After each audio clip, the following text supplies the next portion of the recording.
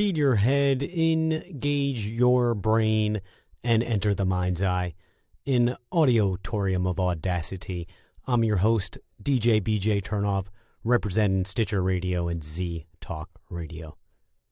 We continue our search for justice on this week's episode. Wayne Perry, brother of Deborah DeMello, who is one of the victims of the New Bedford Highway serial killer, he's going to stop by and talk about his sister and the murders that took place in the spring and summer of 1988. Wayne's going to start by sharing a little bit about his Facebook group page, Shallow Graves, which is dedicated to the memory of his sister and the other victims.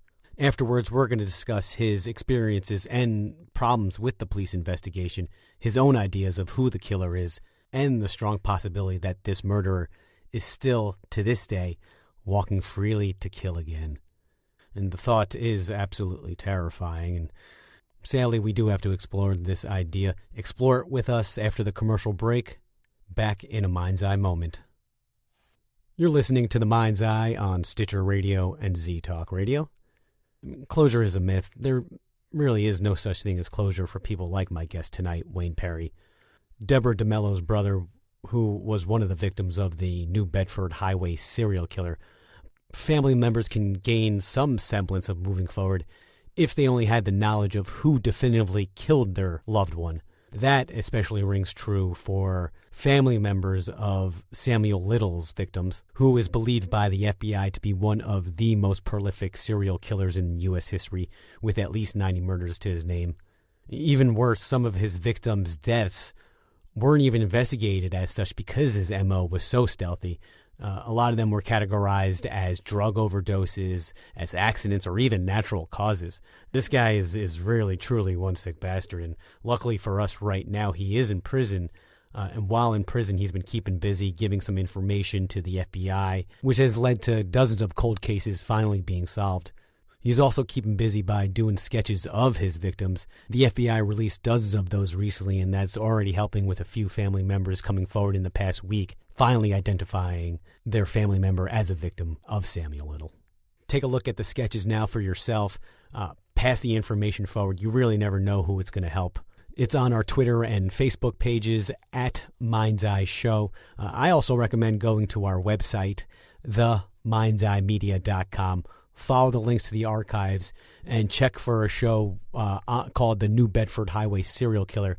We did an interview with Maureen Boyle, who was the first journalist to break the news of the murders. In that episode, it's kind of a 101 on this killer particularly. And coming up shortly with Wayne Perry, we're really just going to be talking about his experiences dealing with the death of his sister and the events afterwards with the police investigation and all of his issues there. All when The Mind's Eye on Stitcher Radio and Z Talk Radio resumes. Wayne Perry joins The Mind's Eye now, and under the circumstances, Wayne, I appreciate some of your time tonight. Thank you so much. No problem. Tell me about your sister, Deborah. What was it like? What was she like, and what was your experiences like growing up with her? Growing up with her, she was just, regular everyday kid, we were pretty close, me and her. Went to the beach quite a bit with my parents, and we'd go on vacations up to New Hampshire, Maine, and that's when we lived in Brockton, Massachusetts, and then we moved to Rainham, Massachusetts, and that's when things all began to change. Rainham's a small town. There's not very much to do there. She was probably just about a teenager at the time, and she just started hanging around with kids that, not that it was their fault, but that, were up to things they shouldn't have been. One of them including, doing drugs. She started smoking marijuana with them, and it just went all downhill from there. And for years, my mother tried to get her help, and, there wasn't much help available back then, but my mother would try to get her help in some kind of a rehab, and she was doing it for a little while, and next thing you know, she was back out and doing the same thing. And like I said, it just progressed from there. But other than that, she was, she wouldn't get done anything for you. She was a very friendly person, probably sometimes too friendly. But if you crossed her, then you were in trouble. Other than that, I don't know, there's really not much more to say about it. It just went downhill as time progressed. It was my sister's body, but it just wasn't my sister mentally. Most shows dealing with a sensitive topic like this and only really talk about the killers and very rarely do they focus on victims like your sister. And I won't pretend, Wayne, that I really don't have that much experience talking with something like this and someone like you. And so if I say something insensitive, I'm truly sorry ahead of time. And I have too. It's when you say it intentionally that's what's bothered me over the past 30 years. My sister, along with the other 10 victims of the highway killings, right from the beginning, it was almost like the media made it out to be like it was their fault. They may have had issues, they lived a different lifestyle, but doesn't mean it was okay to be killed, and doesn't mean it should have been looked at any less than it would have been if it was anybody else. But it was, and that's why I feel the case is where it is today. 30 years later, nobody arrested, nobody even looking for anybody now. It's like, let's just toss it on the shelf. People will forget about it. That's what I'm trying to prevent. Somebody has to answer for what they did. Somebody knows who did this. It's about time they give up the information they know. But you just can't let 11 women who had 15 children amongst them all, and plus their regular family members, just die with, like doing nothing. Tell me about the last time that you saw your sister, Deborah. The last time I saw my sister was Christmas of 1987. I believe we were at my brother's house. I'm not sure exactly, but she didn't have no myography then. She was still doing, her thing with drugs and that. But so she wrote us all like letters or poems and gave them to us. I actually still have mine. She gave everybody, like I said, a poem or a letter of some sort. And that was the last time I saw her. I said I hadn't heard from her, and normally she would call us once in a while, My mother's birthday was on October 9th. Debbie never, ever missed my mother's birthday. She would either come there or she would call. By that time, they had found a few bodies on the highway. They weren't. Some people were talking about a serial killer, others weren't. But I asked my mother, did you hear from Debbie at all? And she says, no. She goes, that's strange. I haven't heard anything at all. That's all like her. And I knew it wasn't like her either. And I always had the highway killings in the back of my mind. Like I said, it wasn't as bad then. It wasn't really as public. But I said, no, I didn't want it to be her. I didn't want her to be one of the victims. So I kind of blocked it out. And they found another body on November 8th, 1988. I believe it was the third or the fourth body. I remember watching that on TV that night, Boston News. And it would show them a bunch of state police and other plainclothes people down there, the coroner and stuff. And they, next thing you know, towards the end of it, they showed them wheeling out a black body bag that was on a stretcher and putting it into the back, I believe it was an ambulance. Well, I didn't know it at the time, but I actually had watched my sister's body being recovered that night. That was my sister that they recovered. It was the day after my birthday. Yeah. And her daughter watched it too. My sister's daughter watched it on TV. She didn't know it either at the time, and it was her mother. But where they found my sister, we had drove by that off-ramp. I couldn't tell you how many times. One of the trips was going to Florida, and on the way back, we drove right by it. So we were within 100 yards of her. Of course, we didn't know it, but it seemed everything, all came together. And I don't know if I said that summer there, 1988, we hadn't heard from my sister after my mother's birthday. And my birthday passed on November 7th. Like they said, they found her on November 8th. I didn't know that. My wife had said to me, maybe you might want to call the state police and tell them you haven't heard from your sister. And I talked to a state trooper on the phone, and he started asking me all kinds of questions about her, and descriptions, things like that, what her lifestyle was, what she did, where she did. Told him everything that I could think of and everything that I knew. Just before he hung up, we were about to hang up. He goes, "Oh, wait a minute." I said, "Yeah, what's up?" He says, "Did your sister ever have any broken bones?" And I said, "I don't think so." And then I said, "No." And I said, wait a minute, yes. And I did remember after that, she had a fight with some girl or something one time, and she had broken her left wrist. I said, yeah, she did have one on there. I said, it was her wrist.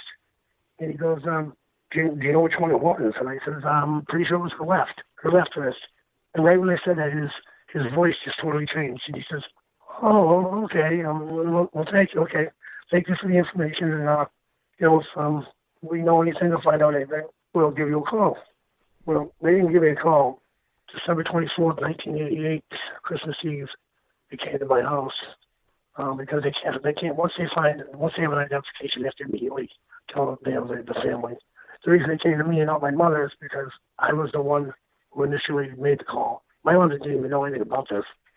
So anyways, they came to my house on Christmas Eve, 1988, and when I saw them, I knew what they were there for. To tell me they had made a positive identification and that the woman that they found on the Reed Road exit was my sister.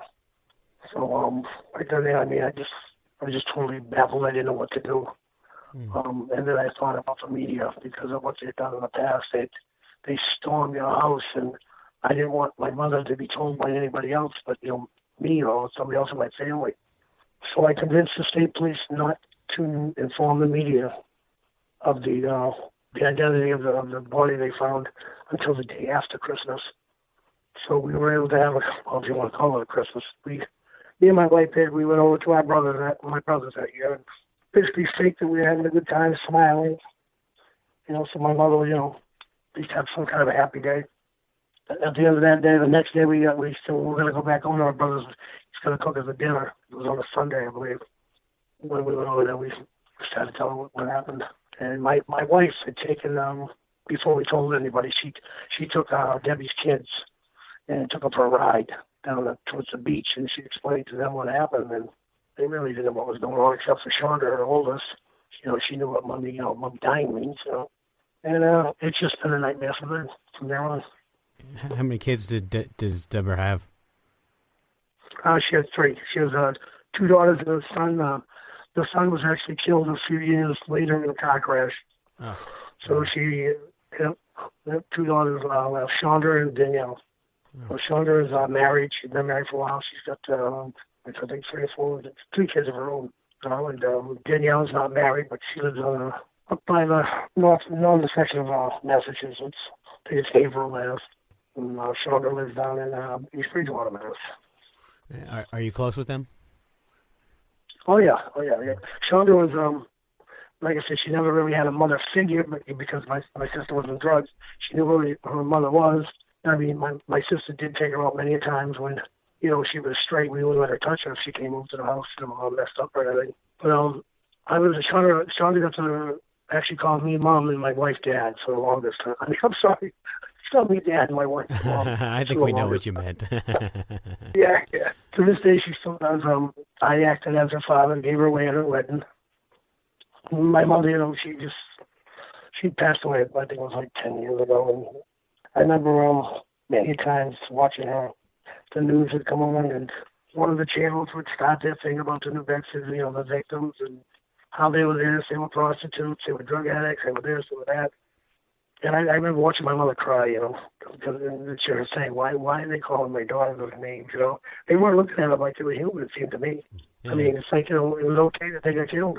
He was just trying to get by and survive and provide. And the thing is, too, is before she was killed, she had been arrested on a probation violation warrant, and she was being held at a Rhode Island Correctional Institute for Women, I think it was the name of it.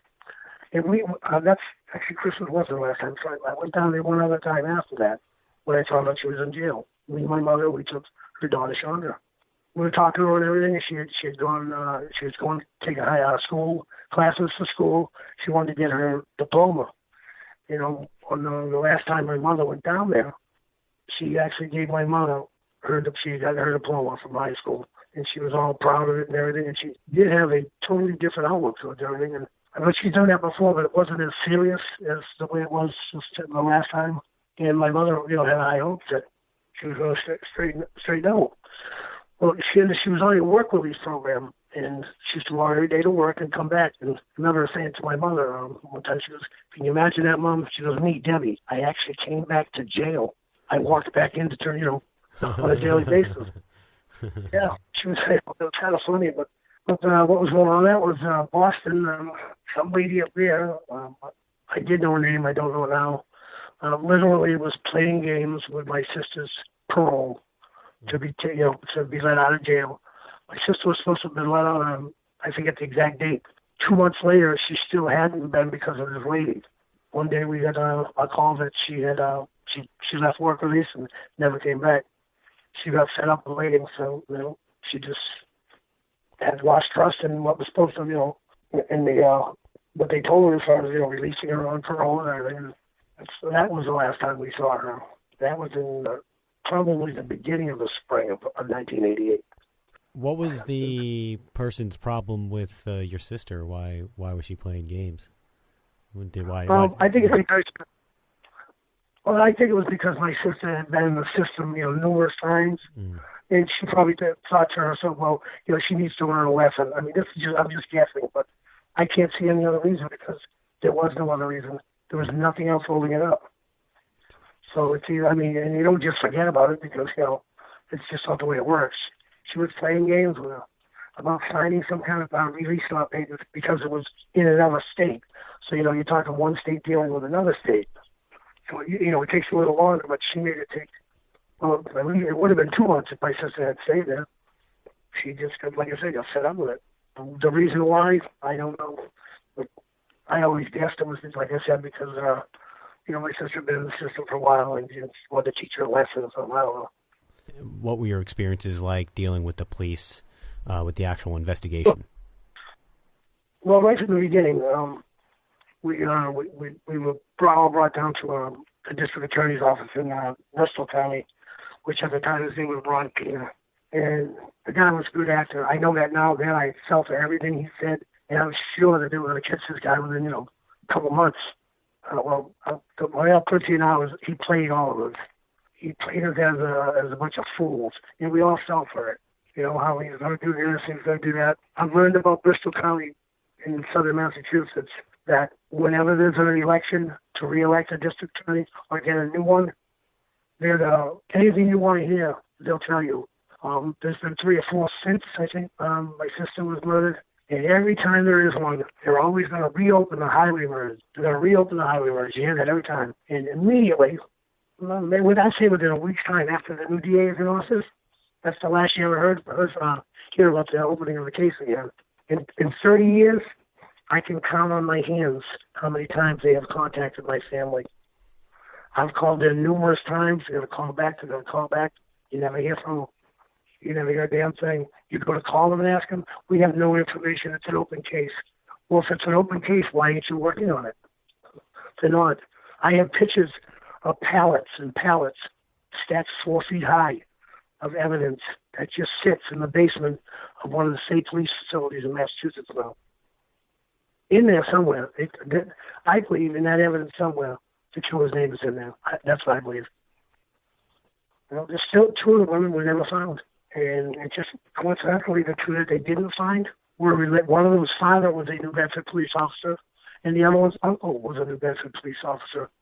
At one time there was speculation that there was some either police officer or some kind of law enforcement officer that was involved with it. But then you hear so many different things. They try to lead you one way and steer you the other. So I have my theories, and I kind of keep them to myself. I know a lot about this case that I probably shouldn't know. I know things that the general public don't know. Anything that you want to put out there that you think would help in the case? I did once, and I kind of got a warning about doing what I did. I put it out on Facebook. I have a Facebook page that I devote just to them, to keep, like I said, keep their memory alive and everything. And this lady started asking me some questions, and I said, well, I don't really want to talk on the social media that everybody can see it. So she went to Messenger, which is supposed to be private. Well, her conversation, my conversation, the next day didn't exist. It was gone, and I didn't touch it. And I have a friend of mine who has a lot of influence and knows a lot of people. She's the one that told me, Wayne, you better take that off the page. She says, because if they see that, it's going to piss them off. I think it's just going to get them really mad, which honestly it did catch the eye of somebody. I told my wife about what I know and who I think did it, and she doesn't want me to get. She don't want me to get involved that way with it because she's afraid that something's going to happen to me. The reason she believes that is there's some sort of cover up that's going on down there. People laugh at it when they hear that. Well, they can laugh, but they don't know what I know. There's something going on down there that well, maybe not now, but there was definitely something going on in that office back in the 80s. And they highly protect that office now. All they do is after it. It's like, you can't say nothing about that. That office is bad. They did their work. They did it correctly. I always wondered how you could do a job correctly if you know nothing about it. The investigators that did the investigation on my sister and the other women, they had never, ever dealt with a serial killer in their life. They were all basically in training. The police departments down there, what a joke. All they did was argue back and forth with each other because they were all having major ego trips at the time. State police didn't want to share this. The Bedford police didn't want to share that. Dartmouth police didn't want to share this.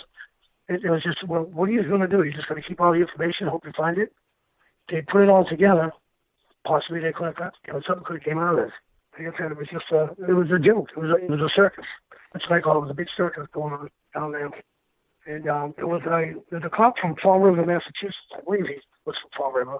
He's no longer a police officer now. He's retired. He wrote a book, and the book was about the investigation. All about what went on in between, the different police departments, different law enforcement agencies. And if you read what's in that book, it's like, oh my God, this stuff really does happen. So, but in that book, what did he point to? Did he point to somebody specifically as the killer, or was just noting and highlighting that police work wasn't as good as it should have been? Yeah, he just noted about the police, the investigation part, not about any suspects or anything like that. It's just, how they were more, he said basically in his own words, there was more arguing and fighting amongst each other than there was as far as, doing an investigation that they should be doing. Any little piece of evidence that this guy would come up or somebody would call and say, hey, I think it's this, there was nothing being shared. So, if you don't have cooperation amongst different agencies, nothing's going to come out of it. And that's what he said, and that's what has happened. Nothing has come out of it. I'll tell you the truth, I don't think it's going to be solved anymore. The DNA supposedly that they did or didn't get, and the reason I say that is because you get told one time that they got some, and another time, no, we don't have any. I have a friend who's a state trooper, and she tells me some things. She said that to me once, a few months back, probably 2 or 3 months ago. I called her. And she said to me, truthfully, she says, I don't want to, be negative about this. But she said, the only way that they're ever going to solve this case now is if someone comes in and confesses. If that happens, they can't even take his word. They would have to do an investigation on him to see if he actually was the person who did it because of the amount of time that's passed by. And she said, there's a major breakthrough in DNA technology. She said major breakthrough because, from what I understand, I guess DNA at the time was at its infancy. It was just beginning back in the 80s. They didn't know really much about it. They did take samples, I guess. There wasn't very much left to take samples of the women that they found because, they were on the elements for a long time, and it was one of the hottest summers on record here.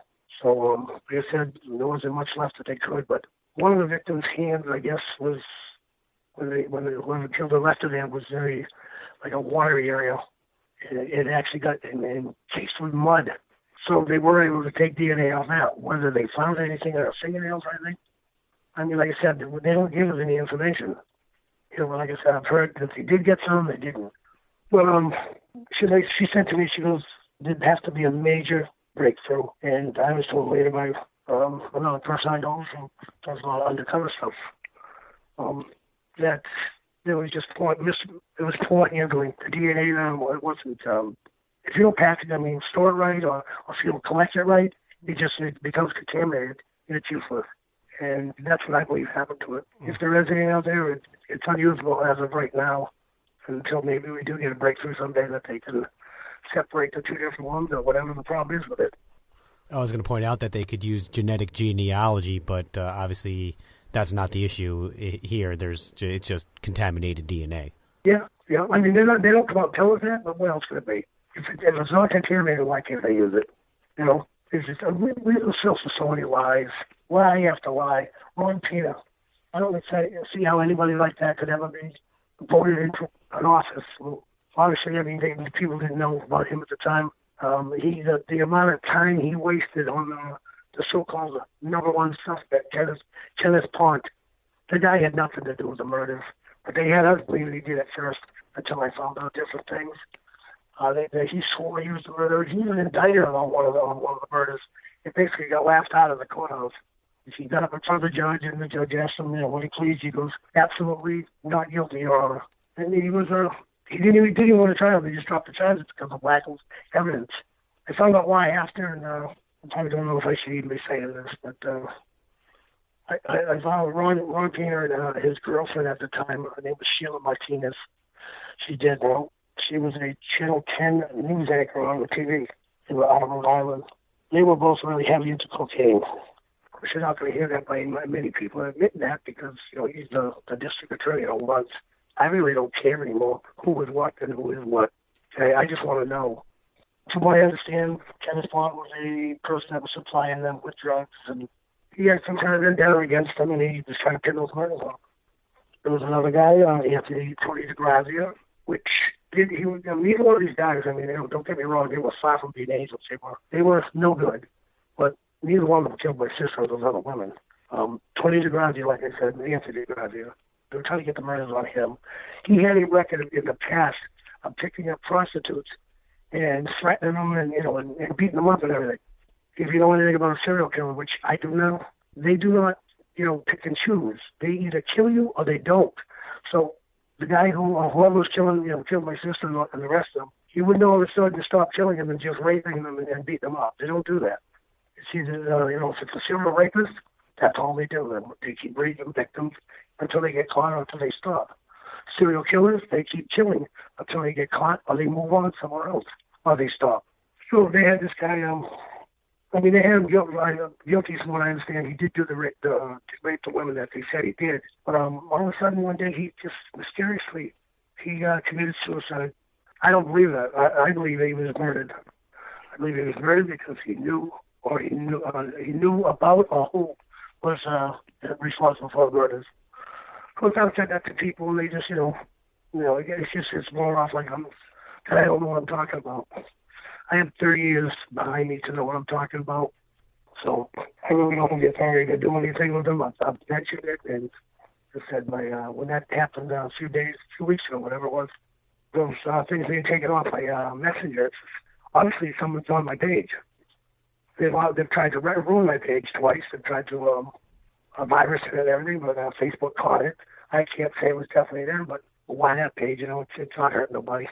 And give out the Facebook page while we're talking about it, so people can take a look and find out more information. Well, there's a book too. First of all, by a woman that I know. She was at the time a Standard Times reporter. That's at Standard Times. It's a newspaper. She was the first reporter. She was an investigative reporter that was doing this. Working on this case. And the only reason I even talk to this lady anymore because her and a couple other reporters are the only ones that never put them down as being drug addicts and prostitutes, and they call them sex workers. So there's like three of them that I talked to. Another one is Bob Ward on Channel 25, Fox 25 in Boston. She wrote a book that was called Shallow Graves, The Hunt for the Bedford Highway Killer. Well, my site is the same with that, but after it says Shallow Graves, there's a comma. She has a semicolon on hers. So if you put the comma, you come to mine. You put the semicolon, you do to hers. And like I said, it's called Shallow Graves, The Hunt for the New Bedford Highway Killer. And her book that she wrote is unbelievable. It brought me back in time there, and it was very hard to read. And I believe you're talking about Maureen Boyle, right? Maureen Boyle, yes, I am. Yeah. We spoke to her about that book a year and a half ago when it came out. She did interviews with all the families that would cooperate with her. There's a couple that thought they wouldn't cooperate. They just haven't gotten over it, I think. I haven't gotten it over either, but I'm not just going to keep quiet over it, because that's not going to do anything. There's another crew up there, it's called Bristol County, with Aaron, what did I pronounce his last name? Cardo? I don't know. Yes. He's doing a documentary on it. Pretty good friends with Aaron now, and his crew, because, we've talked over the years, and originally it was going to be a one-day thing. He said, one night, maybe 90-minute special. Well, now, because of how overwhelming it's been to him, it's just totally out of control. It's a five-night mini-series about, the whole thing, a documentary mini-series type thing. It's supposed to be coming up, from what I was told, in the fall, early this year, so I'm guessing any time I just haven't had a chance to give him a call and see what the update is with it. But there's also on YouTube, there's all kinds of trailers that he put on, shows what the film's going to be about, different sections, things about the women and stuff like that. On YouTube, that's out of the highway murders. or you could go to Bristol County Media. You see it there. Do you think that the killer is a neighbor, or do you think it was, an outsider? I believe it's an outsider. Like I said, the person I believe I know who it was, but I can't be 100% sure. It was more than one. I know that. I know their names. I know where they lived, and I know where they come from. They left New Bedford in the fall of 1988. When they left, the murders stopped. When they actually first went there, that's when the murders began. When they left in the fall, they stopped. Very coincidental. Yeah, they were looked at very, very little. Minor. They brushed them, questioned them. I think they questioned both of them. I'm not sure. Obviously, they didn't get nothing out of it. I wish I could tell you more, but I just don't want to put it on this thing ahead because you'd be shocked. Inside, you'd be shocked. I'm not going to ask you for names, but did you follow, the suspect of who you think it was to see if anything happened around in, the new location that they were? No, it couldn't, because that new location is they went back to jail. But they were let out in the spring of that year, I believe, some sort of furlough program. And when the furlough program collapsed, so supposedly, in the fall of 1988, they were put back in where they came out of. It all started when they came out and ended when they were back in. But no, let's not look at them guys, because, they couldn't have done it. I'm sorry, too. They were living in Wells Square. Wells Square is where most of the victims were taken from. These two were living in Wells Square. Not a coincidental thing, yeah? And is that person still in prison? One did murder 2 people after that. From the I believe, in Carver, Massachusetts. And the other one's in there. He's another life. They're both in life now, but they're not into life for all the reasons they should be. They should be shot, but plain anyways, in my opinion. At one time, I was seriously thinking about that, but I'm not afraid to say that. But then I started thinking to myself, I'm not religious, but what if I'm wrong? There's always that chance, but I don't believe I am. I don't believe I'm wrong. But they're both in jail now. Yeah, I mean, if they're still alive and still prison, then they've a chance that someone knows something out there. I definitely believe someone knows. And let's say somebody has that information and ready to talk. What would you recommend doing? Oh, I would have them immediately refer them to the state police. I'd want to get some information from them too. So if there is some kind of cover-up down there that it couldn't be changed by them, then talk about law enforcement down there, I would have them do something with me first in front of a lawyer or some kind of witnesses, so I could back up the story if it need be. But I think at the time, the people that did know it, that do know it, I'm sure a lot of them have died, because a lot of people have died since then. A lot of people have left the state and just moved on with their life, Some of the people down there didn't even know there was a serial killer in the area at the time, which I don't understand that at all. But I've read things like that too. But if some of the people to come forward now, and I've had a lot of people come onto my site, and I'm not saying they think they know who did it and blah blah blah, and they did have quite a bit of information, but some of it made sense, some didn't. And like I said, I have a state trooper friend. If I hear something that I think has something, basically I usually call her and let her know anything I hear like that. And there's been a few. I've gotten phone numbers from the people, and she's talked to them. She would tell me after, I've gotten some valuable information, but when I said there was nobody working on the case, I'm sorry, I was wrong. There is one person now working, that's it. I was one person, saw 11 homicides, 30-year-old case. Ain't gonna happen. She told me one time, I guess she had a lead, and just by her, the lead came from out of state. It was almost like the Rio Cook, California area. And because of it being so far away, it took her almost 10 months to file to find out if it was a good lead or a bad lead. It turned to be no good at all. The person that was she was looking at the time was actually in jail at the time of the murders. But just to find out kind of information, you got to go through all the states, your different states, and this is what she has to go through. There's no cooperation, very little between police departments and law agencies. You wouldn't think that would be, but especially local ones, The FBI didn't actually get involved in this case, which I don't know why, because I always thought, serial killers like that, they do. I think they have to be asked by the actual police precincts and, the departments to be part of it. So if they wouldn't be part of it if they never asked. Yeah, well, then you go to Ego Trip again because they had all the departments had the big Ego Trips they were going on, so they wouldn't ask anybody for anything. Because I do believe that they wanted to. Some of the evidence that they got was taken to the FBI crime lab and looked over. What he said, information-wise, we don't get told nothing by them. Nothing. I'm still waiting. I called about 3 months ago to the DA's office down there. And the lady, I told her, I was pissed off, and I told her. And she said, oh, Mr. Perry, she goes, I'll make sure that he's in court right now down in I believe she said Wareham, Massachusetts. But I will make sure he calls you either when he gets back this afternoon or the next day. Well, 3-4 months have gone by, I'm still waiting for that call. Yeah. You know, when it first started off, we used to get meetings once in a while with Pina. We thought they were good meetings, but it was all bull. Now that I know it.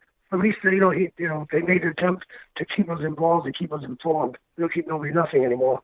11 women dead, 30 years later, who cares? That's the way they look at it, because they're not going to tell you that. Since 1980, this country has 250,000 cold case unsolved homicides. And just about none of them are being worked on. And the list gets bigger every day. Every day. I've met so many people that have the stories they have told me about the injustice that they have gotten from police departments when their daughters and sisters or whatever have been murdered. It's like, are you kidding me? It's unbelievable, some of the stories. And they make, a lot of times they'll make it like, well, she was walking this way, walking down late at night, They didn't come up and say, oh, it's her fault. What's that mean? You can't walk if you're a woman, a girl, lady? You can't walk out the street 1:30 in the morning? If you are, you're going to be murdered? It's okay. That's what they make it sound like. The thing in this country, and there's a few states that have it, the laws need to be changed. Because in Massachusetts alone, the way what a murder is considered as far as being investigated, for as long as that case is open, whether it's being worked on or not, it is considered an open case. Therefore, if no information can be given to outsiders whatsoever. Now, they're not working on this thing, right? These cases, right? So why can't the families of those victims, if they want, hire a private investigator who can spend all his time on that one thing, share all the information he gets with the police departments, they work amongst each other. We're not allowed to have that, no. Keep making a big stink on shows like mine, and keep the name out there, and keep saying all these things that you are, and hopefully one day someone will hear something and let somebody know. I just think people are afraid. I think they're not as afraid as they was, and hopefully maybe something like that will happen. Back then, I didn't think there was any chance of anybody coming out that knew anything, because I'd be scared for their life, There's other people that I know that are doing things, looking into things, but they can't be mentioned. So hopefully something happens. And hopefully something changes. And Wayne, I really appreciate giving me the time, and under the circumstances, I really do.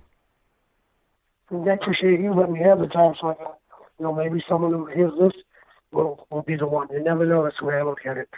One person and one tip is all it takes. If you know something, it's time to give it up. It's just been too long. That's all I want, justice for the victims, so they just didn't die for no reason or whatever you want to call it, it's just senseless murders. Hopefully this will help, hopefully someone will say something. Wayne, I really appreciate it.